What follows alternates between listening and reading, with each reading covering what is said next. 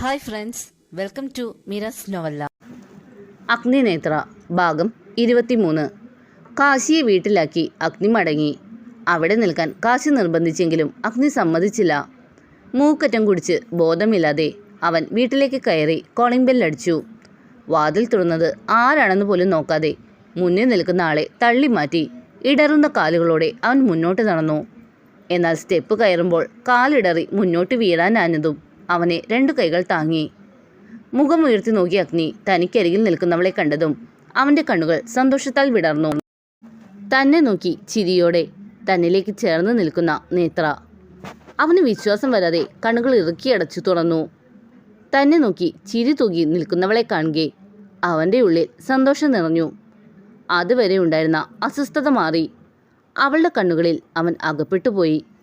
അവളുടെ മുഖം മുഴുവൻ അവൻ്റെ കണ്ണുകൾ ഓടി നടന്നു. അവളുടെ വശ്യമായ നോട്ടം അവൻ്റെ നിയന്ത്രണം തെറ്റിച്ചു.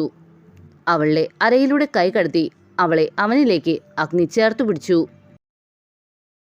എന്നാൽ അവൻ്റെ പ്രവൃത്തിയിൽ പകച്ചു നിൽക്കുകയായിരുന്നു അനാമിക. വാതിൽ തുറന്നു കൊടുത്തപ്പോൾ മുഖത്തേക്ക് പോലും നോക്കാതെ കയറിപ്പോകുന്നവനെ കാണുകെ ദേഷ്യം വന്നു തോന്നിയത്. എന്നാൽ വീഴാൻ പോകുന്നത് കണ്ടതും അവന് അത്രയും ബോധമില്ലെന്ന് മനസ്സിലായതുകൊണ്ടാണ് പിടിച്ചത്.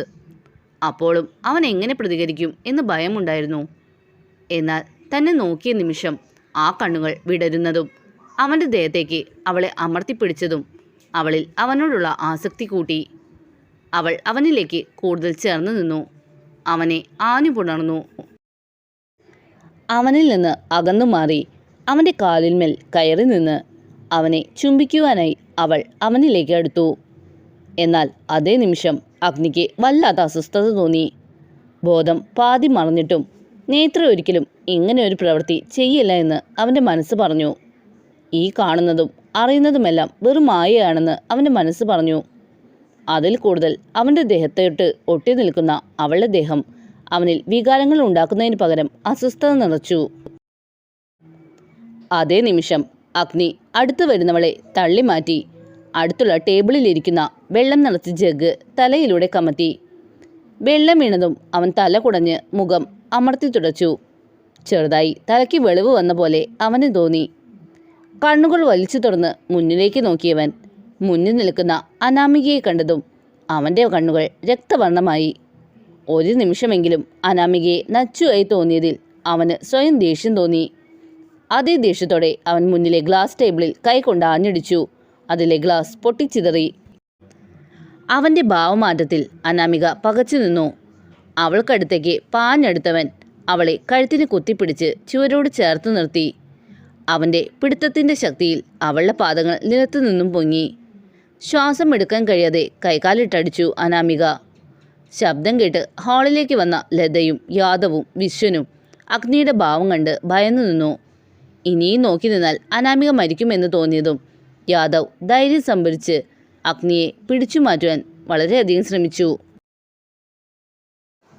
പകുതി ബോധത്തിൽ നിൽക്കുമ്പോഴും അഗ്നിയെ പിടിച്ചു മാറ്റാനുള്ള കഴിവ് അവനുണ്ടായിരുന്നില്ല. വിശ്വനും കൂടി ചെന്നതോടെ അഗ്നി അവളിലെ പിടിവിട്ടു.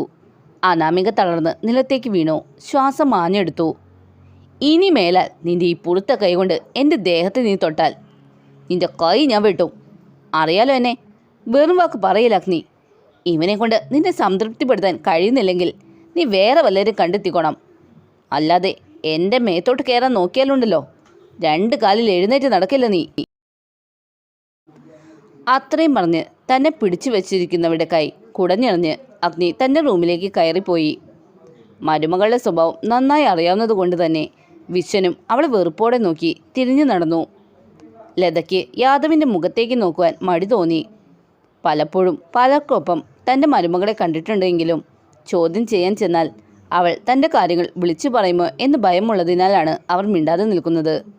അവളെ ഒന്ന് നോക്കി ലതയും റൂമിലേക്ക് പോയി. എന്നാൽ അഗ്നിയുടെ വാക്കുകളിൽ തറഞ്ഞു നിൽക്കുകയായിരുന്നു ആ സമയം യാദവ്. പല തെണ്ടിത്തരങ്ങളും ചെയ്തിട്ടുണ്ട്. അതുപോലെ ഒരു നേരമ്പോക്ക് തന്നെയായിരുന്നു അനാമികയും തനിക്ക്. അഗ്നിക്ക് നല്ലതൊന്നും കിട്ടുന്നത് തനിക്ക് പണ്ടേ ഇഷ്ടമായിരുന്നില്ല. അനാമികയുടെ സൗന്ദര്യത്തെപ്പറ്റി തൻ്റെ കൂട്ടുകാർ പുകഴ്ത്തുന്നതും അഗ്നിയുടെ ഭാഗ്യമാണ് അവൾ എന്ന് പറയുന്നത് കേട്ടതും അവളെ തനിക്ക് സ്വന്തമാക്കണമെന്ന് വാശിയായി. ഒരിക്കൽ അവർ തമ്മിലുള്ള സംസാരം കേട്ടതിൽ നിന്നും അവർ ഭാര്യ ഭർത്തൃബന്ധം തുടങ്ങിയിട്ടില്ല എന്നും മനസ്സിലായി. അത് തനിക്കുള്ള അവസാനമായി കണക്കാക്കി അവളെ വളയ്ക്കുവാൻ ശ്രമിച്ചു. താൻ വിചാരിച്ചതിലും വേഗത്തിൽ അവൾ തന്നോടടുത്തു. പക്ഷേ കളിയിൽ തുടങ്ങിയ ബന്ധത്തിൽ എപ്പോഴോ യഥാർത്ഥത്തിൽ അവളോട് ആത്മാർത്ഥമായ പ്രണയം തോന്നിത്തുടങ്ങി. അതോടെ അന്ന് വരെ ഉണ്ടായിരുന്ന എല്ലാ തെണ്ടിത്തരങ്ങളും ഉപേക്ഷിച്ചു. അവൾക്ക് വേണ്ടി പൂർണ്ണമായും മാറി. തങ്ങളുടെ ബന്ധം അഗ്നി അറിഞ്ഞപ്പോൾ അവൾക്കൊപ്പം നിന്ന് അവനെ കുറ്റക്കാരനാക്കി എല്ലാവരുടെയും മുന്നിൽ നാണം കെടുത്തി. പിന്നീട് ഒരിക്കലും അഗ്നിയും അവളും തമ്മിൽ സംസാരിച്ച് കണ്ടിട്ടില്ല. എന്നാൽ ഇന്നവൻ പറഞ്ഞ വാക്കുകൾ അഗ്നിയെ തനിക്കറിയാം. ഒരാളെ വെറുത്താൽ പിന്നെ അവരെ തിരിഞ്ഞു നോക്കില്ല. അങ്ങനെയുള്ളപ്പോൾ എന്തുകൊണ്ടായിരിക്കും ഇന്ന് ഇത്രയ്ക്ക് ദേഷ്യപ്പെടാനും അവളോട് ഇങ്ങനെയൊക്കെ വിളിച്ചു പറയാനും കാരണം? അവൻ്റെ മനസ്സ് ആലോചനകളിൽ നീറി. അസ്വസ്ഥമായ മനസ്സോടെ നിലത്ത് തളർന്നു കിടക്കുന്നവളെ താങ്ങി എഴുന്നേൽപ്പിച്ച് റൂമിൽ കൊണ്ട് കിടത്തി. റൂമിലേക്ക് വന്ന അഗ്നി അവിടെയുള്ള സകല സാധനങ്ങളും തല്ലി തകർത്ത് കട്ടിലിൽ തളർന്നിരുന്നു. കുറച്ചു നേരം അങ്ങനെ ഇരുന്നതും അവൻ്റെ മനസ്സിലേക്ക് അനാമികയെ നേത്രയായി തോന്നിയതും അവളെ ചേർത്ത് പിടിച്ചതും ഓർമ്മ വന്നു. എന്തിനാണ് താൻ മുന്നിൽ നിൽക്കുന്നത് നേത്രയാണെന്ന് കരുതിയത്? എന്തിനാണ് അവളെ ചേർത്ത് പിടിച്ചത്? ഇന്ന് വരെയും കാമത്തോടെ അല്ലാതെ ഒരു പെണ്ണിനെയും അടുപ്പിച്ചിട്ടില്ല. എന്നാൽ ഇന്ന് നേത്രയാണ് മുന്നിലെന്ന് തോന്നിയതും തന്നിൽ ഉടലെടുത്ത വികാരം എന്തായിരുന്നു? ആലോചിക്കുന്തോറും അഗ്നിക്ക് ഭ്രാന്തെടുക്കുന്ന പോലെ തോന്നി. ഇല്ല, അഗ്നിയുടെ ജീവിതത്തിൽ ഇനിയൊരു പെണ്ണില്ല. അവളെയും അകറ്റണം. അവളും അനാമികയെ പോലെ തന്നെയാവും. അതാണല്ലോ പബ്ലിക്കായി ഒരുത്തനെ കെട്ടിപ്പിടിച്ചു നിന്നത്. തൻ്റെ ചാഞ്ചാടുന്ന മനസ്സിനെ നിയന്ത്രണത്തിലാക്കുവാനായി അവൻ മനഃപൂർവ്വം നേത്രയുടെ കുറ്റങ്ങൾ കണ്ടുപിടിക്കാൻ ശ്രമിച്ചു. അവസാനം എന്തൊക്കെയോ ഉറച്ച തീരുമാനങ്ങളെടുത്ത് അവൻ നിദ്ര പുലുകി. പോകുന്ന വഴിക്ക് ഗൗരിയെയും വിളിച്ച് നല്ലൊരു ഷോപ്പിങ്ങും ഫുഡടിയും കഴിഞ്ഞാണ് അവർ 3 പേരും ഫ്ലാറ്റിലെത്തിയത്. ഒന്ന് ഫ്രഷായി വന്ന് അവർ 3 പേരും ഒരുമിച്ചിരുന്ന് കുറേ നേരം സംസാരിച്ചു. ജേക്കബിനോടും ഗായത്രിയോടും സംസാരിക്കുമ്പോൾ അവൾ ഒരു കൊച്ചുകുട്ടിയെ പോലെ തന്നെയായിരുന്നു.